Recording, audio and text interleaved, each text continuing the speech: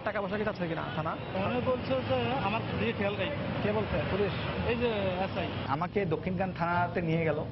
আমার বডিতে, আমার শরীরে, আমার পকেটে আমার কোনোখানে মাদকের কোনো কিছু পাইনি। পরের দিন 20,000 টাকা নিচ্ছে, তারপর ছাড়ছে। সেবা না পেয়ে পুলিশের প্রতি জনগণের আস্থা তলানিতে। অপরাধ বিজ্ঞানীরা বলছেন জবাবদিহিতার অভাব। ইডি করতে আসছি, ইডি তো নেই, তো তারা বলতেছে যে আমার ডিপার্টমেন্টাল হেডের চিঠি লাগবে। এখন আপনি যে সাহায্যের জন্য গেলেন থানায়, তো সেক্ষেত্রে কি তারা হেল্প করলো? না, থানা পুলিশ আমাদেরকে তেমন হেল্প করে না। অনেকগুলো পরিসংখ্যান দেখবেন যে জনগণ বলছে যে পুলিশের কাছ থেকে তারা কোনো সেবা পায় না বললেই চলে। আস্থা ফেরাতে নানা উদ্যোগ ডিএমপির। সুনির্দিষ্ট তথ্যের ভিত্তিতে আমরা যদি কারো বিরুদ্ধে কোনো অভিযোগ আমরা পাই, অবশ্যই অনুসন্ধানের উপর ভিত্তি করে তাদের উপর ব্যবস্থা গ্রহণ করা হয়। দেখছিলেন বিশেষ শিরোনাম। দুপুরের সময় সঙ্গে আছি সাজিদ রাজু এবং আমি কামরুজ্জামান মামুন। এবার অন্যান্য শীর্ষ সংবাদ। দাবদাহে পড়ছে দেশ, অতিষ্ঠ জনজীবন। অসহনীয় গরমে অসুস্থ হয়ে পড়ছে পশু পাখিও। শুক্রবার থেকে তাপমাত্রা কমার পূর্বাভাস। ঈদের 7 দিন আগ থেকে শুরু হবে বাসের অগ্রিম টিকিট বিক্রি। 22 জুন থেকে চলবে বিশেষ সার্ভিস। বাড়তি ভাড়া আদায়কারীদের বিরুদ্ধে হুঁশিয়ারি সড়ক পরিবহন মন্ত্রীর। বিএনপিকে সন্ত্রাসী সংগঠন উল্লেখ করে আরও একজনের রাজনৈতিক আশ্রয়ের আবেদন নাকচ করলেন কানাডার ফেডারেল আদালত। থাকছে না আপিলের সুযোগ। ব্রিটেনে আবারও হামলার আশঙ্কায় সর্বোচ্চ সতর্কতা জারি। আতঙ্কিত না হওয়ার আহ্বান তেরেসা মের। পুলিশি হয়রানির আতঙ্কে প্রবাসী বাংলাদেশিরা। এবং ত্রিদেশীয় সিরিজের শেষ ম্যাচে বিকেলে নিউজিল্যান্ডের বিপক্ষে মাঠে নামবে বাংলাদেশ। কিউইদের বিপক্ষে বিদেশের মাটিতে প্রথম জয়ের মিশন টাইগারদের।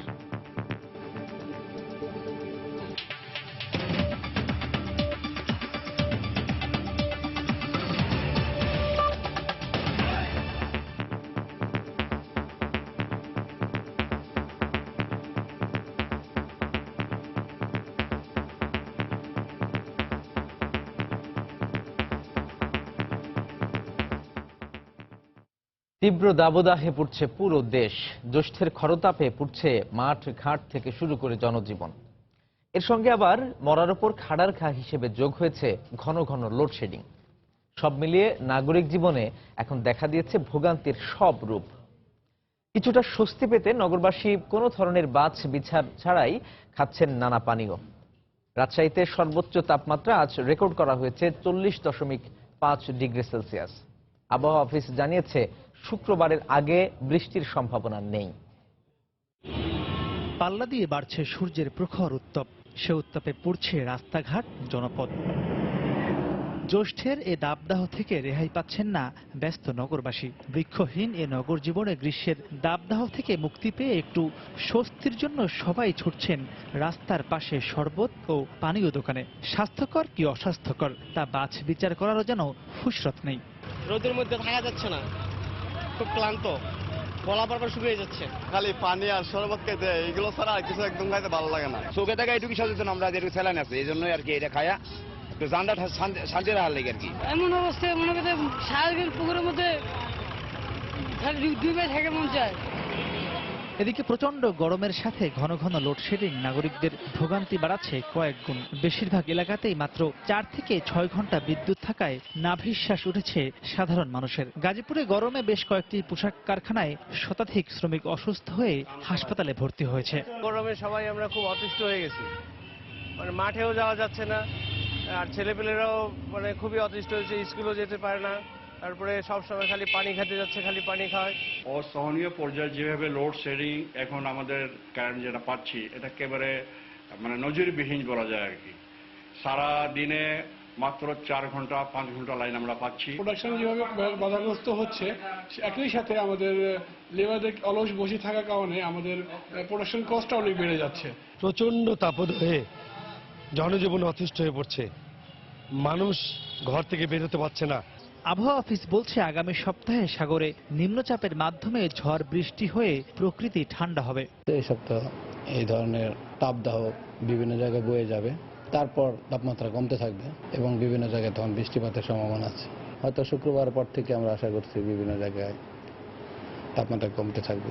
বাতাসে আর্দ্রতা বেশি থাকায় গরম বেশি অনুভূত হচ্ছে, সেই সঙ্গে অস্বস্তিও রয়েছে বলে জানিয়েছে আবহাওয়া অফিস। মাহমুদ রাকিব, সময় সংবাদ। এদিকে অসহনীয় গরমের প্রভাব পড়েছে প্রাণীকুলের উপরও। বিশেষ করে মাংসাশী ও পাখি প্রজাতির সমস্যা সবচেয়ে প্রকট। অসুস্থ হয়ে পড়ছে চিড়িয়াখানার পশু পাখিও। এই গরমে প্রাণীদের বাড়তি নিরাপত্তা ও পরিচর্যার বিষয়ে সব ধরনের পদক্ষেপ নেওয়ার কথা জানিয়েছে চিড়িয়াখানা কর্তৃপক্ষ। মৌসুমী মৌয়ের প্রতিবেদন। জ্যৈষ্ঠের কাঠফাটা রোদে অতিষ্ঠ চিড়িয়াখানার বাঘ, সিংহ, ভাল্লুক ও হাইনা সহ মাংসাশী প্রাণীকুল। রোদের খরতাপে পাখিদেরও বেড়েছে অস্বস্তি। খাঁচার ভেতর কূপের পানিতে সাঁতার কাটছে বানরের দল। খাঁচার বকের নৌকো ভেজেনি পানিতে। তপ্ত রোদে কুমির আর জলহস্তিদের মুমূর্ষু দশা। আর উল্লুকের চেঁচামেচি আর চিৎকারে অতিষ্ঠ দর্শনার্থীরা। কয়েকদিন ধরে বেশ গরম, চিড়িয়াখানায় যে প্রাণীগুলো আছে এরা কাতর হয়ে পড়ছে, আসলে নড়াচড়া করে না, দেখি দুর্বল হয়ে পড়ছে, অসুস্থ অসুস্থ লাগে। পশু পাখির তো দেখলাম জিম খাইয়ে দিচ্ছে হতে গেলে। হ্যাঁ, পাখি তো বাঘ তো ঘুমাই দিছে, সারা দিন উঠে সারালো না। গরমে তো মনে করেন আমরা নিজেও ক্লান্ত, আমাদের যে বেশি পশু ক্লান্ত, রুমে থেকে পশুগুলা বেরো না। কুমির টুমির দেখলাম একটু লড়াচাড়া দেয় না, কিছু নাই। গরমের কারণে পানিতে নামে না, ঘরের থেকে উঠে না, এই অবস্থা। গরমে তো কোনো কিছু মানুষই তো লড়তে পারে না, তার পশু পাখি এগুলো লড়বে কিভাবে? ঢাকা চিড়িয়াখানায় বর্তমানে রয়েছে 137 প্রজাতির 1415টি প্রাণী। তবে চিড়িয়াখানা কর্তৃপক্ষের দাবি, দাবদাহের কথা মাথায় রেখে পর্যাপ্ত খাবারের স্যালাইন এবং বিশুদ্ধ পানি সরবরাহের ব্যবস্থা করেছে তারা। খাবারের পানির মধ্যে ইলেকট্রোলাইট দিচ্ছি, এডিশনাল ভিটামিন সি দিচ্ছি, তাছাড়া এনিমেলের জন্য পর্যাপ্ত পানি, ড্রিঙ্কিং ওয়াটারের সরবরাহ রেখেছি। হিট স্ট্রোকে মারা যাবে এমন এনভায়রনমেন্ট আমরা হতে দেব না। পর্যাপ্ত ব্যবস্থা নেওয়ার কারণে তাপমাত্রা আরো বাড়লেও প্রাণীদের হিট স্ট্রোক হওয়ার সম্ভাবনা নেই বলে দাবি চিড়িয়াখানা কর্তৃপক্ষের। মৌসুমী মৌ, সময় সংবাদ, ঢাকা। পুলিশ জনগণের বন্ধু, একথা স্লোগানে থাকলেও বাস্তবে এর দেখা মেলে না, এমন অভিযোগ রাজধানীবাসীর। অপরাধ বিজ্ঞানীরা বলছেন, জবাবদিহিতার জায়গাটা জোরালো না হওয়ায় সেবা বঞ্চিত হয়ে পুলিশের প্রতি জনগণের আস্থা তলানিতে। তবে বাহিনীর কর্তা ব্যক্তিরা বলছেন, হয়রানির সুনির্দিষ্ট অভিযোগ পেলে ব্যবস্থা নেবে পুলিশ বিভাগ। রাজধানীর বিভিন্ন থানা ঘুরে সাইদুল ইসলামের ছবিতে আতিকুর রহমান তমালের রিপোর্ট। গত সপ্তাহের কথা, স্থান রাজধানীর শাহবাগ থানা। ঢাকা বিশ্ববিদ্যালয়ের মনোবিজ্ঞান বিভাগের মাস্টার্সের শিক্ষার্থী রূপকথা তার স্বামীকে নিয়ে দীর্ঘ সময় দাঁড়িয়েছিলেন থানার সামনে। সাংবাদিক পরিচয় শুনে শুরুতে ক্যামেরার সামনে কথা বলতে ভয় পাচ্ছিলেন, পরে অবশ্য ভোগান্তির বর্ণনা দেন অকপটে। ঢাকা ইউনিভার্সিটির আইডেন্টি কার্ড হারিয়ে গেছে, জিডি করতে আসছি, জিডি তো নেই।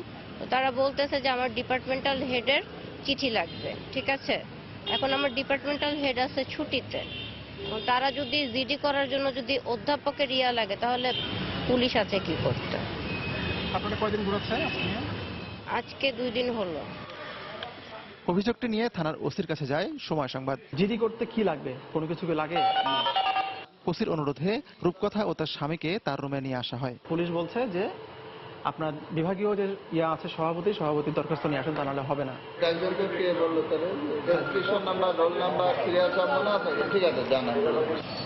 প্রতিদিন এমন কত মানুষ থানায় এসে হয়রানির শিকার হন সেই পরিসংখ্যান হয়তো জানার উপায় নেই। তবে এমন হাজারো অভিযোগ আছে থানার সামনেই, কিন্তু কথা বলতে ভয় ক্যামেরার সামনে। এখন আপনি যে সাহায্যের জন্য গেলেন থানায়, তো সেক্ষেত্রে কি তারা হেল্প করলো? না, থানা পুলিশ আমাদেরকে তেমন হেল্প করে না। আপনারা বাইক হারানোর পরে পুলিশের কাছে দ্বারস্থ হয়েছেন, এখন পুলিশকে সাহায্য করতেছে? এখন এত সাহায্য করছে না। এই যে জিডি করতে 5 মাস লাগে একটা জিডি দিয়া করতে, ওই পক্ষ তো পয়সা দিয়ে বিধি কিছু অবস্থা না দিলে কি এরা এরকম করে? হজের ভেরিফিকেশনে কোনো টাকা পয়সা কি যাচ্ছে কিনা থানা? বলছে যে আমার দিয়ে খেয়াল নেই। কে বলছে? পুলিশ? এই যে এসআই। থানায় আসা মানুষের সমস্যা যেমন ভিন্ন ভিন্ন, তেমনি হয়রানির ধরনও আলাদা। ইন্ডিয়া মানে মারছে, জানছে আমি আসছিলাম একটা জিডি করার জন্য। ম্যাডাম বলছে যে জিডিটা যখন করবেন, একজনটা দৌড়াইলে আপনিও দৌড়াইতে পারেন। এই জন্য আমি জিডিটা করিনি, চলে যাই। আমাকে দক্ষিণখান থানাতে নিয়ে গেল। আমার বডিতে, আমার শরীরে, আমার পকেটে আমার কোনোখানে মাদকের কোনো কিছু পাইনি। পরের দিন 20,000 টাকা নিচ্ছে, তারপর ছাড়ছে। বিশেষজ্ঞরা বলছেন, পুলিশের রাজনৈতিক প্রভাব ছাড়াও জবাবদিহিতা আর ক্ষেত্র বিশেষে নৈতিকতার অভাবের কারণে এই বাহিনীটি জনবান্ধব হতে পারছে না। বাংলাদেশের জনগণ পুলিশের কাছ থেকে কতটা সেবা পায়? আপনি অনেকগুলো পরিসংখ্যান দেখবেন যে জনগণ বলছে যে পুলিশের কাছ থেকে তারা কোনো সেবা পায় না বললেই চলে। কোনো একজন সদস্যের হয়রানি বা অনিয়মের দায় পুরো বাহিনী নয় জানিয়ে পুলিশের এই কর্মকর্তা বলেন, জনগণকে সেবা দিতে নানা উদ্যোগ নিয়েছে ডিএমপি। সুনির্দিষ্ট তথ্যের ভিত্তিতে আমরা যদি কারো বিরুদ্ধে কোনো অভিযোগ আমরা পাই, অবশ্যই অনুসন্ধানের উপর ভিত্তি করে তাদের উপর ব্যবস্থা গ্রহণ করা হয়।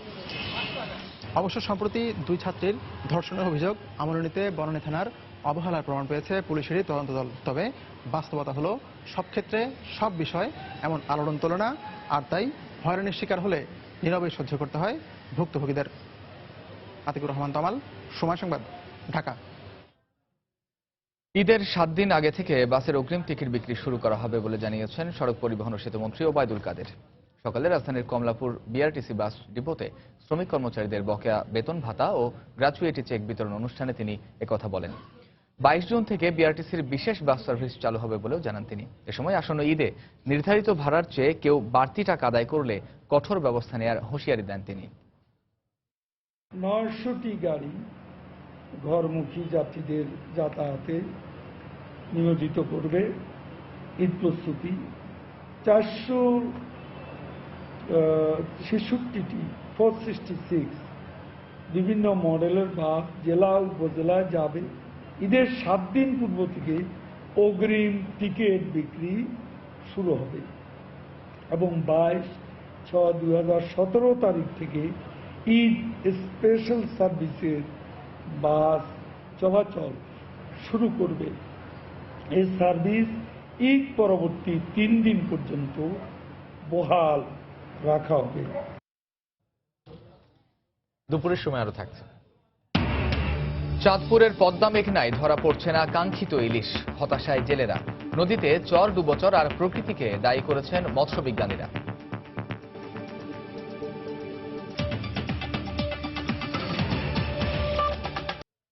বাংলাদেশ জাতীয়তাবাদী দল বিএনপিকে সন্ত্রাসী সংগঠন উল্লেখ করে কানাডায় দলটির আরও একজন সদস্যের রাজনৈতিক আশ্রয়ের আবেদন নাকচ করে দিয়েছেন সেদেশের আদালত।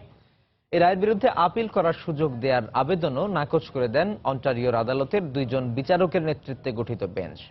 গত 12 মে ফেডারেল আদালতের এই রায়ের কপি মঙ্গলবার লিখিতভাবে প্রকাশিত হয়। সেই নথি থেকে জানা যায়, বিএনপির কার্যনির্বাহী কমিটির একজন জয়েন্ট সেক্রেটারির রাজনৈতিক আশ্রয়ের আবেদন সংক্রান্ত রিভিউ আবেদন নিষ্পত্তি করতে গিয়ে বিচারক এ রায় দেন। এর কারণ হিসেবে বাংলাদেশে বিএনপি সন্ত্রাসী কর্মকাণ্ডে জড়িত ছিল, আছে এবং ভবিষ্যতেও থাকতে পারে বলে উল্লেখ করা হয়। তবে তার পরিচয় প্রকাশ করা হয়নি। এর আগে চলতি বছরের শুরুর দিকে একই কারণে বিএনপির আরেকজন কর্মীর কানাডায় অভিবাসনের আবেদন খারিজ করে দেন দেশটির আদালত। এদিকে বিএনপির সিনিয়র যুগ্ম মহাসচিব রুহুল কবির রিজভী বলেছেন, যথাযথ আইনি প্রক্রিয়া অনুসরণ না করেই কানাডার ফেডারেল আদালত রায় দিয়েছে। সকালে রাজধানীর নয়াপল্টনে এক সংবাদ সম্মেলনে সাংবাদিকদের প্রশ্নের জবাবে এমন মন্তব্য করেন তিনি। এ রায়কে প্রত্যাখ্যানও করেন তিনি।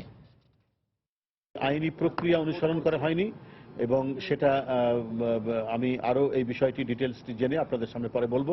তবে এর আগে যেটি বলেছিল সেখানেও কিন্তু যে যথাযথ যে আইনি প্রক্রিয়া, সে আইনি প্রক্রিয়াটা অনুসরণ করা হয়নি। সেখানে একজন বসবাসকারী একজন ব্যক্তি তারা একটি ভিত্তিতে তারা সেই জিনিসটি করেছেন। তো এটি একটি দেশের আদালত এই কথাটি বললেন আর এটিতেই সবকিছু প্রমাণিত হয়ে গেল, তো সেটা তো প্রশ্নই আসে না। চাঁপাইনবাবগঞ্জের নাচল ও গোমস্তাপুরে জঙ্গি আস্তানা সন্দেহে 4টি বাড়িতে চালানো অভিযান সমাপ্ত ঘোষণা করেছে র্যাব। অভিযানে একটি বাড়ি থেকে অস্ত্রসহ বোমা তৈরির সরঞ্জাম উদ্ধার করা হয়েছে। জিজ্ঞাসাবাদের জন্য আটক করা হয় নাচলের এক বাড়ির মালিককে। র্যাব জানায়, ভোর 4টার দিকে গোমস্তাপুরের বাজারপাড়া এলাকায় একটি বাড়িতে অভিযান চালানো হয়। এ সময় 2 কেজি গান পাউডার, একটি পিস্তল, একটি ম্যাগাজিন ও 4 রাউন্ড গুলি সহ 90 জেএমবির 3 সদস্যকে আটক করে র্যাব। পরে তাদের দেয়া তথ্যের ভিত্তিতে নাচলের চানপাড়া, হরসেদপুর এবং গোমস্তাপুরের চকপুস্তম ও শিমুলতলা এলাকার 4টি বাড়িতে অভিযান চালানো হয়। এ সময় শিমুলতলার বাড়ি থেকে আটক 90 জেএমবি সদস্য শুকরুদ্দিনের বাড়ি থেকে আরও 4টি পিস্তল, 3টি ম্যাগাজিন ও 13 রাউন্ড গুলি সহ বোমা তৈরির সরঞ্জাম উদ্ধার করা হয়। এদিকে আটক শুকরুদ্দিন বোমা তৈরির পাশাপাশি বাড়ি ভাড়া নিয়ে বিভিন্ন এলাকায় গিয়ে প্রশিক্ষণ দিত বলে জানিয়েছে র্যাব।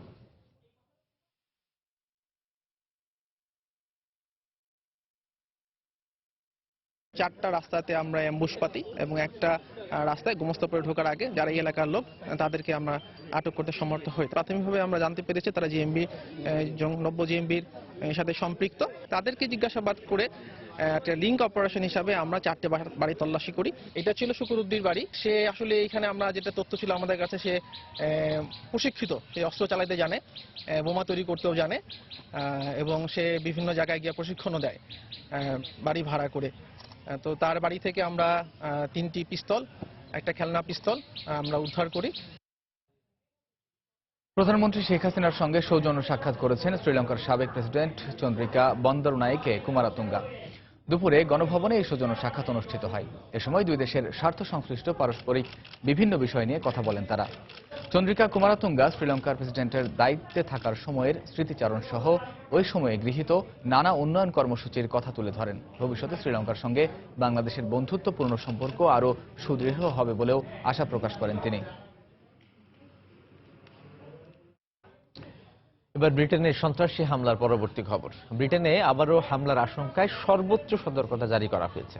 মঙ্গলবার রাতে প্রধানমন্ত্রী থেরেসা মে সংবাদ সম্মেলনে জানান, সম্ভাব্য হামলা ঠেকাতে সড়ক, মহাসড়ক ও গুরুত্বপূর্ণ স্থানগুলোতে সর্বোচ্চ সতর্ক অবস্থানে রয়েছে নিরাপত্তা বাহিনী। হামলার আশঙ্কা থাকলেও জনগণকে আতঙ্কিত না হওয়ার আহ্বান জানান ব্রিটিশ প্রধানমন্ত্রী। মঙ্গলবার মন্ত্রিপরিষদের সঙ্গে একাধিক জরুরি বৈঠক করেন থেরেসা মে। বৈঠকে কনসার্ট কিংবা খেলার মতো ব্যাপক জনসমাগম ঘটে এমন ইভেন্টগুলোতে বাড়তি নিরাপত্তার স্বার্থে সামরিক বাহিনীর সদস্যদের মোতায়েনের সিদ্ধান্ত হয়। এর মধ্যে ম্যানচেস্টার এরিনায় হামলাকারীর নাম প্রকাশ করেছে পুলিশ।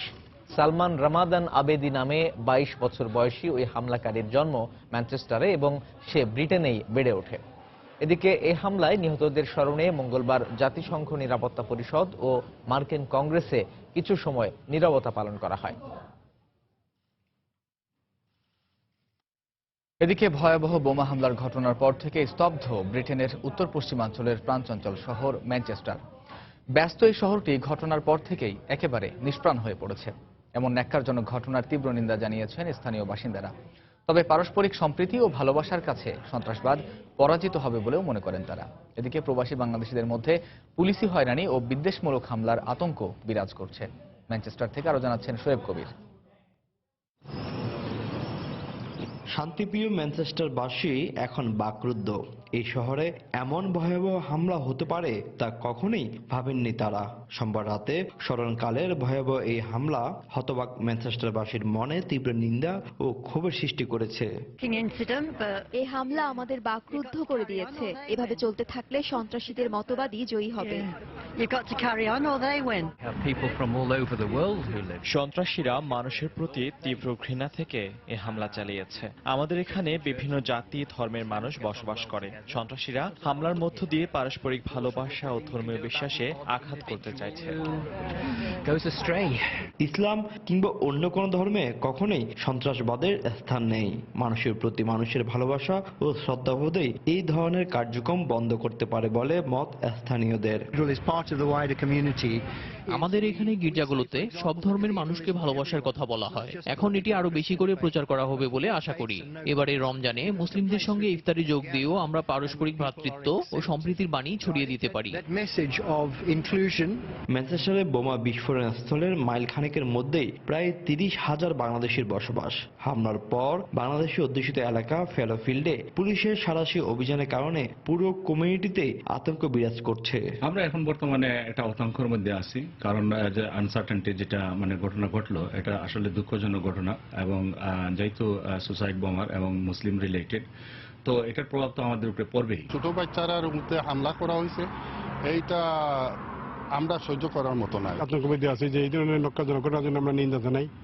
এই দেশে আমরা আছি, এই দেশে আমরা এটা চাই না। হামলার ঘটনায় এখনো পর্যন্ত কোনো বাংলাদেশি হতাহতের খবর পাওয়া যায়নি বলে নিশ্চিত করেছে সেখানকার বাংলাদেশি হাই কমিশন। বোমা হামলাটা হওয়ার পরে আমরা পুলিশের সাথে, গ্রেটার ম্যানচেস্টার পুলিশের সাথে যোগাযোগ করেছি। তো তাদের কাছ থেকে আমরা কোনো এখনো হতাহত বা নিখোঁজের সংবাদ পাইনি। তো আমরা ধারণা করছি যে হয়তো বাংলাদেশিরা কেউ আক্রান্ত হননি, এরকম একটি সম্ভাবনা আছে। তবে পুলিশের সাথে আমরা রেগুলার যোগাযোগ মেনটেন করছি এবং সে ধরনের কোনো খবর পেলে আমরা অবশ্যই সেটার প্রতি ব্যবস্থা নেব। এমন ঘটনার পর বিভিন্ন কমিউনিটিতে বর্ণবাদী হামলার আশঙ্কা থাকায় বাংলাদেশিদের সতর্ক থাকার পরামর্শ দিয়েছেন কমিউনিটি নেতারা। ম্যানচেস্টার এরিনায় কনসার্টে বোমা হামলার ঘটনায় স্তব্ধ করে দিয়েছে পুরো ম্যানচেস্টারবাসীকে। তারা মনে করছেন এই ধরনের পরিস্থিতি মোকাবেলায় সবাইকে ঐক্যবদ্ধ থাকা প্রয়োজন, আর শোককে শক্তিতে রূপান্তর করে এগিয়ে দিতে হবে সামনের দিনগুলোতে। শেখ কবির, সময় সংবাদ, ম্যানচেস্টার। দেখছেন দুপুরের সময়। দুরন্ত বাইসাইকেল, উড়ে চলো দুরন্ত গতিতে। পোশাক খাত বর্তমানে কিছুটা চ্যালেঞ্জের মধ্য দিয়ে যাচ্ছে বলে মন্তব্য করেছেন বাণিজ্য মন্ত্রী তোফায়েল আহমেদ। সকালে পলিসি রিসার্চ ইনস্টিটিউট PRI-এ রপ্তানি বহুমুখীকরণ বিষয়ে সেমিনারে তিনি একথা বলেন। তিনি বলেন, রপ্তানি বহুমুখীকরণে নতুন নতুন পণ্যের ক্ষেত্রে অগ্রাধিকার দেয়া হচ্ছে। এছাড়া রপ্তানির ক্ষেত্রে বিভিন্ন দেশে বাংলাদেশ শুল্কমুক্ত সুবিধা পেলেও এখনো তা পুরোপুরি কাজে লাগানো যাচ্ছে না।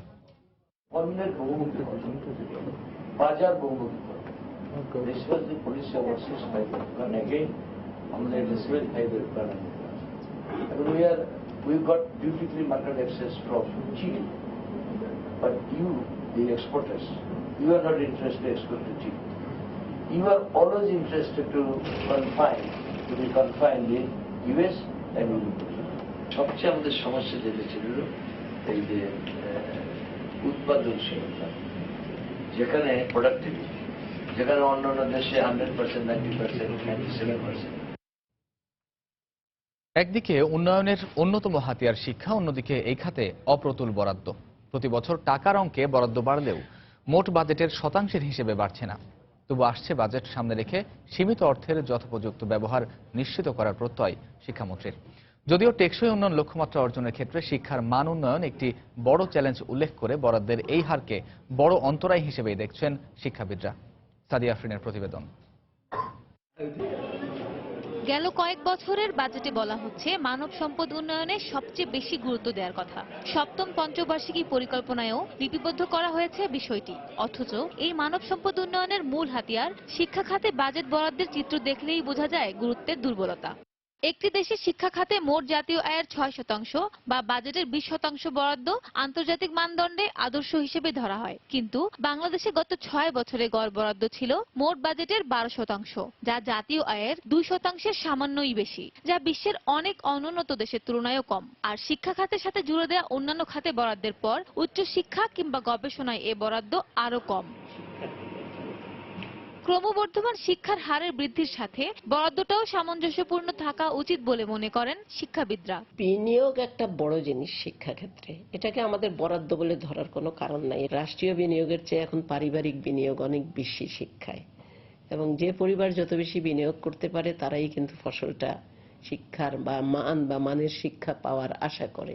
শিক্ষাটাকে অগ্রাধিকার দেয়া হলেও আমাদের কিন্তু শিক্ষার্থী প্রতি বরাদ্দ বাড়ছে না। সেই জায়গায় আমরা দক্ষিণ এশিয়ার মধ্যে কিন্তু এখনো নিম্নতম। বরাবরের মতো অপ্রতুল বরাদ্দের কথা স্বীকার করে শিক্ষামন্ত্রী এবারের বাজেটে চাহিদার প্রতিফলন হবে বলে আশা করেন। তবে বিভিন্ন প্রকল্প সংশ্লিষ্ট অর্থায়নেই বিশ্ববিদ্যালয় পর্যায়ের বেশিরভাগ কর্মকাণ্ড সম্পাদিত হয় বলে জানালেন মঞ্জুরি কমিশন। আমরা যদি বাজেট নির্ভরশীল হয়ে যেতাম তাহলে আমাদের অনেক শিক্ষার ক্ষেত্রে যে প্রসার সেটা হতো না, কিন্তু এর সাথে অনেকগুলো প্রকল্প যোগ হয়। শিক্ষা নেওয়ার সংখ্যা অনেক বাড়ছে, সে কারণে বরাদ্দটা বাড়ে, কিন্তু সে অনুপাতে উচ্চশিক্ষার বাজেট বরাদ্দটা অত বেশি বৃদ্ধি পায় না। আমরা অনেক জায়গায় ল্যাবরেটরি করতে পারতেছি না।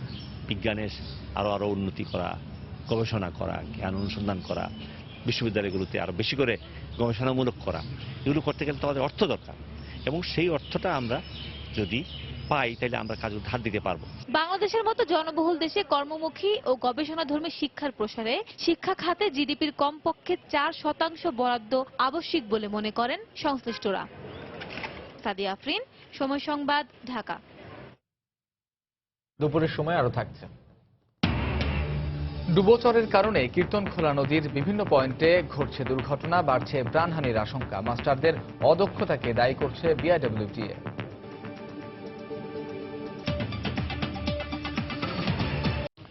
ঘুষ নেয়ার মামলায় নারায়ণগঞ্জের শিক্ষক শ্যামল কান্তি ভক্তের বিরুদ্ধে গ্রেপ্তারি পরোয়ানা জারি করেছেন আদালত। সকালে জেলার senior judicial magistrate Ashok Kumar Dutta এই আদেশ দেন। এর আগে পুলিশের দেয়া অভিযোগপত্র গ্রহণের ওপর আদালতে শুনানি করেন আইনজীবীরা। শুনানি শেষে অভিযোগপত্র আমলে নিয়ে শ্যামল কান্তির বিরুদ্ধে গ্রেপ্তারি পরোয়ানা জারি করেন বিচারক। এমপিও ভুক্তির জন্য 2 দফায় 1,35,000 টাকা ঘুষ নেয়ার অভিযোগে গত বছরের 27 জুলাই শ্যামল কান্তি ভক্তের বিরুদ্ধে মামলা করেন মোর্শেদা বেগম নামে এক শিক্ষক। তদন্ত শেষে গত 17 এপ্রিল তাকে অভিযুক্ত করে আদালতে চার্জশিট দেয় পুলিশ। গত বছর ধর্মীয় অনুভূতির অভিযোগে লাঞ্ছনার শিকার হয়ে সারা দেশে আলোচনায় উঠে আসেন নারায়ণগঞ্জের শিক্ষক শ্যামল কান্তি ভক্ত।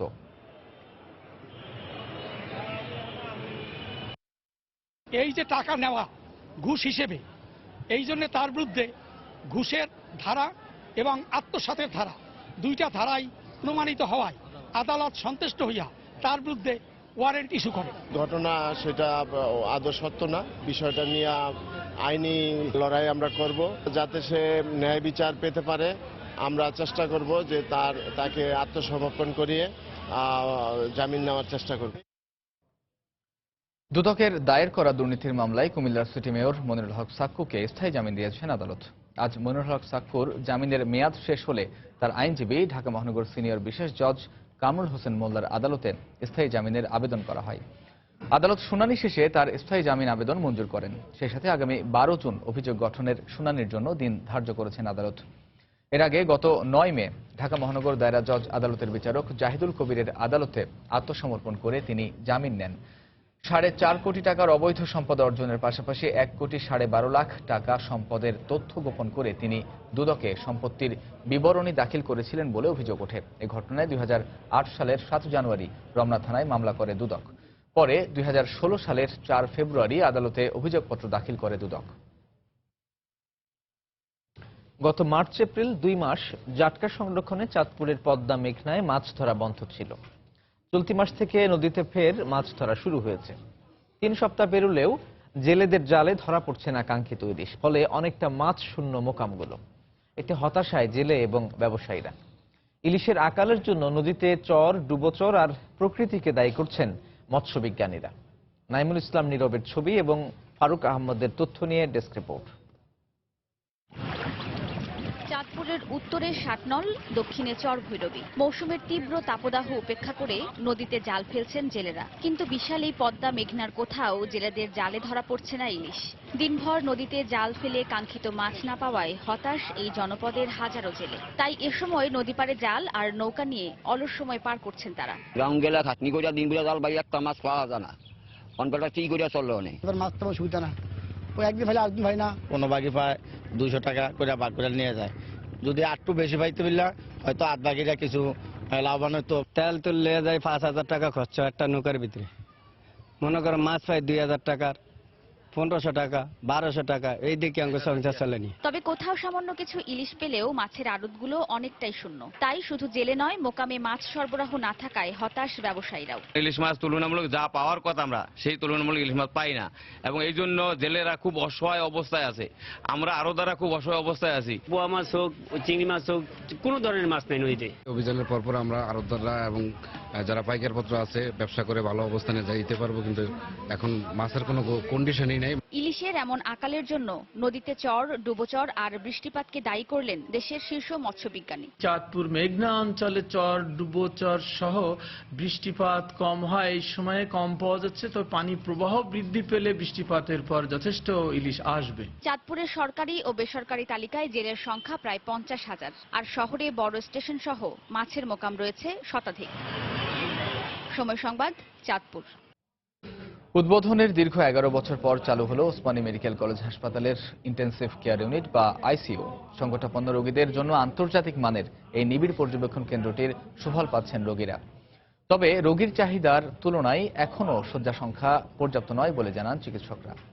হাসপাতালের পরিচালক জানালেন ভবিষ্যৎ পরিকল্পনার কথা। নশরত আহমেদ চৌধুরীর ক্যামেরায় আরো জানাচ্ছেন ইকরামুল কবির।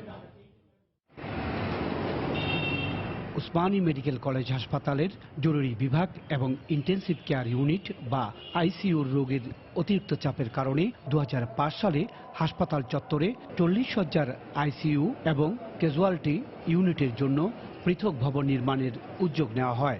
2006 সালের 8 অক্টোবর এই ভবনের উদ্বোধন করা হয়। কিন্তু পর্যাপ্ত লোকবল ও যন্ত্রপাতি না থাকায় অকেজো অবস্থায় পড়েছিল প্রায় 11 বছর। অবশেষে ক্যাজুয়ালিটি ইউনিট চালু করা সম্ভব না হলেও এপ্রিল মাসে চালু করা হয় 10 শয্যার আন্তর্জাতিক মানের নিবিড় পর্যবেক্ষণ কেন্দ্র বা আইসিইউ।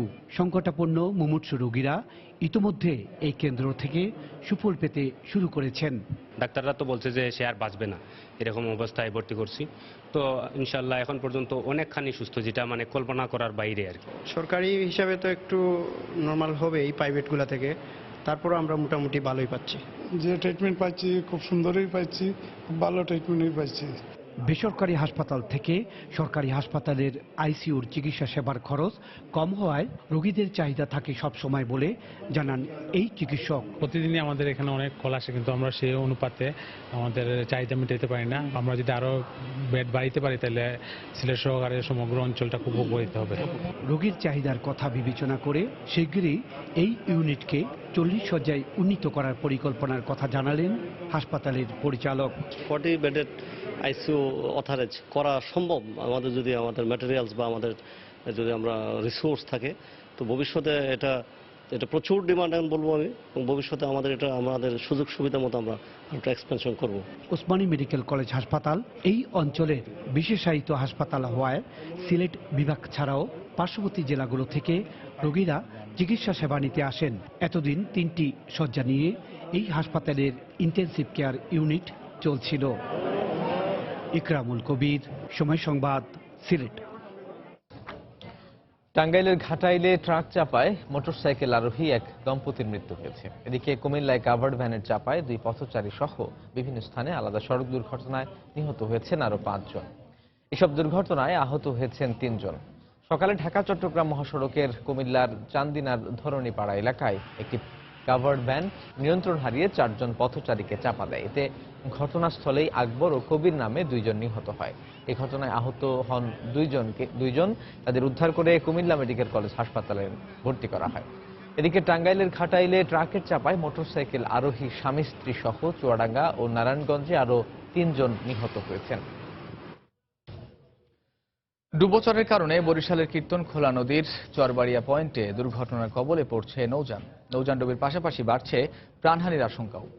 দ্রুত ডুবোচর অপসারণের দাবি জানিয়েছেন লঞ্চ মালিকরা। তবে বিআইডব্লিউটিএ বলছে মাস্টারদের অদক্ষতাই দুর্ঘটনার মূল কারণ। মাহমুদুন নবীর তোলা ছবিতে আরো জানাচ্ছেন ফিরদাউস সোহাগ।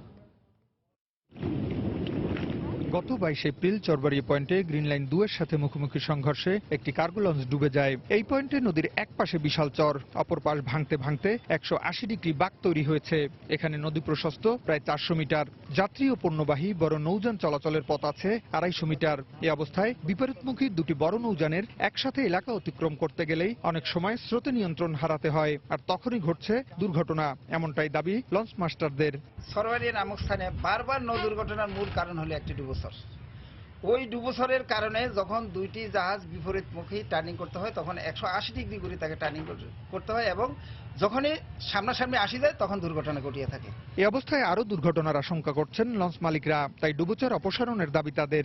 এজ এ লঞ্চ মালিক হিসেবে আমি দাবি করছি দ্রুত এই জায়গার পলিটা কেটে ডুবোচরটা কেটে লঞ্চ চ্যানেলটা বড় করার জন্য সরকারের প্রতি আহ্বান জানাচ্ছি। তবে বিআইডব্লিউটিএ বলছে যথাযথ ব্যবস্থা নেওয়া হয়েছে। মাস্টারদের অদক্ষতাই দুর্ঘটনার মূল কারণ।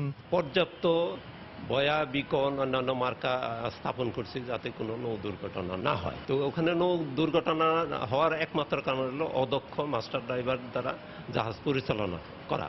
বরিশাল নদীবন্দর থেকে চরবাড়িয়া পয়েন্টের দূরত্ব 6 কিলোমিটার। 5-6 বছর আগে এখানে জেগে ওঠে ডুবোচর। বারবার লঞ্চ মালিক ও মাস্টাররা ড্রেজিং করার দাবি জানালেও কর্তৃপক্ষের টনক নড়ছে না।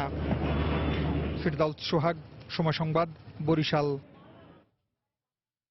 কাল 11 জ্যৈষ্ঠ জাতীয় কবি কাজী নজরুল ইসলামের 118তম জন্মবার্ষিকী। এ উপলক্ষে কুমিল্লার নজরুল ইনস্টিটিউট কেন্দ্র ও কুমিল্লা জাদুঘরে চলছে শেষ মুহূর্তের প্রস্তুতি। জাতীয় কবির স্মৃতি বিজড়িত নানা নিদর্শন দেখতে প্রতিদিনই ভিড় করছেন দর্শনার্থীরা। নজরুলের জন্মবার্ষিকী উপলক্ষে শিল্পকলা একাডেমির পক্ষ থেকে আয়োজন করা হয়েছে সাংস্কৃতিক অনুষ্ঠানের। তাই শেষ মুহূর্তের মহড়ায় ব্যস্ত শিল্পীরা। এছাড়া জেলা প্রশাসনের পক্ষ থেকেও থাকছে 3 দিনব্যাপী বর্ণাঢ্য আয়োজন। 1921 সাল থেকে 1924 সাল পর্যন্ত কবি নজরুল কুমিল্লা এসেছেন 5 বার। এখানে বসেই তিনি রচনা করেছেন অসংখ্য গান ও কবিতা।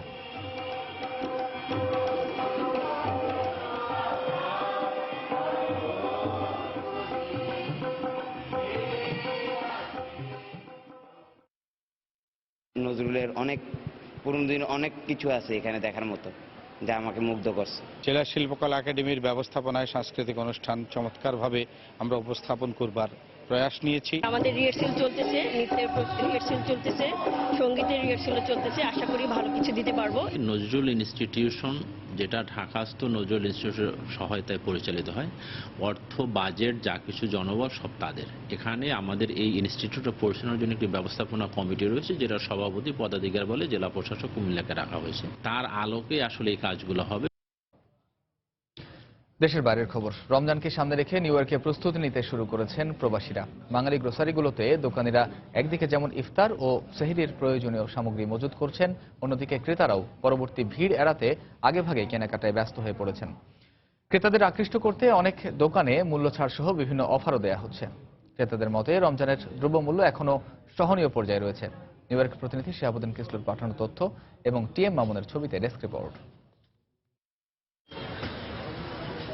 আর কদিন পরই শুরু হচ্ছে পবিত্র রমজান মাস।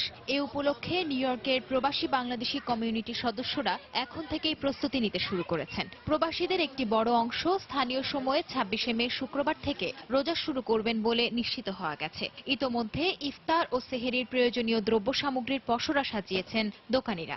সেগুলো কিনতে ক্রেতা সমাগমও ছিল চোখে পড়ার মতো। আর আগেভাগেই রমজানের কেনাকাটার স্বার্থে অনেক দূর দূরান্ত থেকে প্রবাসীরা ছুটে আসছেন নিউ ইয়র্কের জ্যাকসন হাইটসের এসব দোকানে। মুড়ি কিনলাম, ছোলা কিনলাম, এই যে খেজুর কিনলাম, তারপরে ডাল কিনলাম। রমজান উপলক্ষে আমরা সব কিছু মাংস, মাছ, ছোলা, বুট এগুলি সব কিনছি।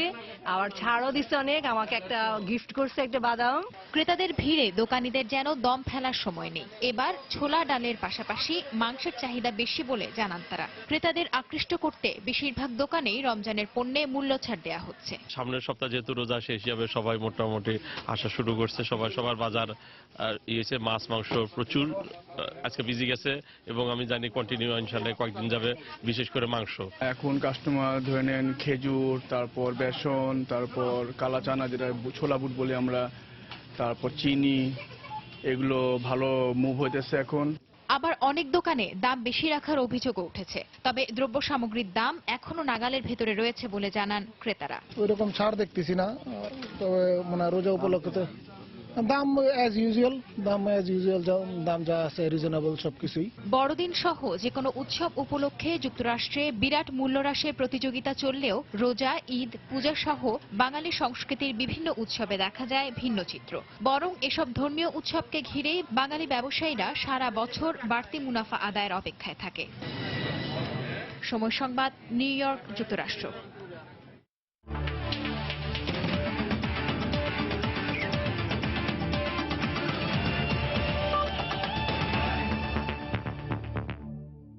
ত্রিদেশীয় সিরিজের শেষ ম্যাচে নিউজিল্যান্ডের বিপক্ষে মাঠে নামে বাংলাদেশ ক্রিকেট দল। এই ম্যাচে জিতলে র্যাঙ্কিংয়ের 6 নম্বরে উঠে যাবে টাইগাররা। চ্যাম্পিয়ন্স ট্রফির আগে এই ম্যাচে সুখের স্মৃতি নিয়ে আয়ারল্যান্ড মিশন শেষ করতে চান টাইগার অধিনায়ক মাশরাফি বিন মর্তুজা। আর এজন্য বিশেষ করে বোলারদের বাড়তি দায়িত্ব নেয়ার তাগিদ দিয়েছেন মাশরাফি। আয়ারল্যান্ডের ডাবলিনে ম্যাচটি শুরু হবে আজ বাংলাদেশ সময় বিকেল 4:45টায়। 10 দিনের ক্যাম্প হয়েছে ইংল্যান্ডে। এরপর গেল 18 দিন হলো বাংলাদেশ ক্রিকেট দল আয়ারল্যান্ডে। লম্বা এই সফরের মূল উদ্দেশ্য হলো বিপরীত কন্ডিশনের সাথে মানিয়ে নেওয়ার পাশাপাশি মর্যাদার চ্যাম্পিয়ন্স ট্রফির আগে সর্বোচ্চ পর্যায়ের প্রস্তুতি নেওয়া। তারই অংশ হিসেবে আয়ারল্যান্ডে ত্রিদেশীয় সিরিজে অংশ নিয়েছে টাইগাররা। যদিও আয়ারল্যান্ডের বিপক্ষে এক ম্যাচ পরিত্যক্ত আর নিউজিল্যান্ডের বিপক্ষে একটি ম্যাচ হারায় চ্যাম্পিয়ন হবার স্বপ্ন ভেস্তে গেছে বাংলাদেশের। ত্রিদেশীয় সিরিজ হাতছাড়া হলেও মনের কোণে একটা জেদ পোষে রেখেছেন তামিম সাকিবরা। তা হলো দেশের মাটিতে নিউজিল্যান্ডকে দুইবার হোয়াইট ওয়াশ করা হলেও গেল 16 ম্যাচে দেশের বাইরে একবারও কিউইদের হারাতে পারেনি বাংলাদেশ। এবার চ্যাম্পিয়ন্স ট্রফির আগে ত্রিদেশীয় সিরিজের শেষের গল্পে সংকল্পটা তাই এবার এমন মাশরাফির। নিউজিল্যান্ডের সাথে প্রথম যে ম্যাচটা খেলেছি অথবা ভেরি ক্লোজ ছিলাম, হয়তোবা কিছু জায়গায় ভুল না করলে ডেফিনেটলি ব্যাটিংয়ে কিছুটা বা বোলিংয়ে আমার জায়গাটা বা সবাই মিলে যদি আরেকটু ইমপ্রুভ করতে পারতাম, হয়তোবা আমরা একটা ম্যাচ জিততে পারতাম। স্টিল একটা ম্যাচ আছে, ইনশাল্লাহ ভালো নোটে শেষ করলে, যেটা বললাম আগে, ভালোভাবে শেষ করতে পারলে খুব ভালো হবে। ফর্মে তুঙ্গে আছেন সৌম্য সরকার। তামিমের সাথে দারুণ রসায়ন জমিয়ে প্রায় ম্যাচেই ওপেনিংয়ে উড়ন্ত সূচনা এনে দিচ্ছেন বাংলাদেশকে। সাব্বির আস্থার প্রতিদান এখনো না দিতে পারলেও মুশফিক, রিয়াদ, সৈকতদের ব্যাটিং প্রতিপক্ষের বিপক্ষে ত্রাস ছড়াতে যথেষ্ট। কিন্তু সিমিং কন্ডিশনে পেস বোলিং বিভাগ প্রত্যাশার প্রাপ্তি মিলাতে পারছে না। এক মুস্তাফিজ জ্বলে উঠলেও বাকিরা এখনো মেঘে ঢাকা জ্যোৎস্না। তাই রুবেলের জায়গায় একাদশে সুযোগ পেতে পারেন স্পিড স্টার তাসকিন আহমেদ কিংবা শফিউল ইসলাম। আমার কাছে মনে হয় যে বোলিং ইউনিট হিসাবে আগের ম্যাচে যেভাবে বোলিং করেছি, এরকম বোলিং করলে ব্যাটসম্যানদের জন্য কাজটা অবভিয়াসলি অনেক সহজ হয়ে যাবে। তো আমাদের অবশ্যই সেরকম ইচ্ছা থাকবে, বাট তারপরও অন ফিল্ডে আমরা কেমন করছি সেটার পরে অনেক কিছু নির্ভর করবে।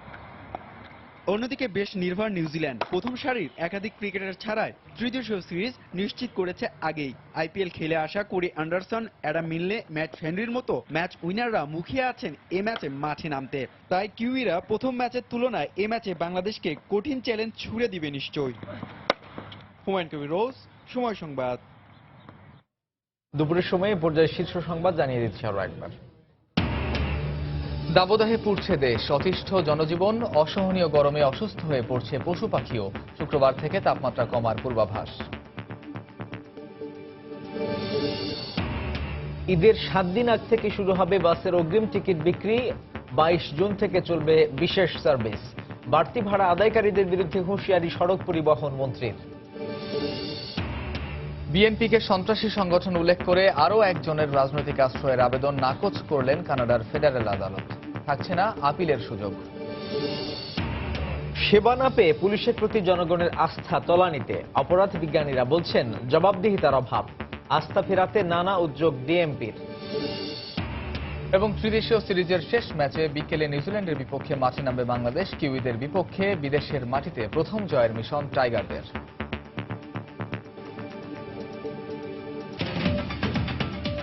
দর্শক, এই ছিল দুপুরের সময়। যে কোনো খবর পেতে ভিজিট করুন সময়নিউজ.tv। সঙ্গে থাকুন সময়।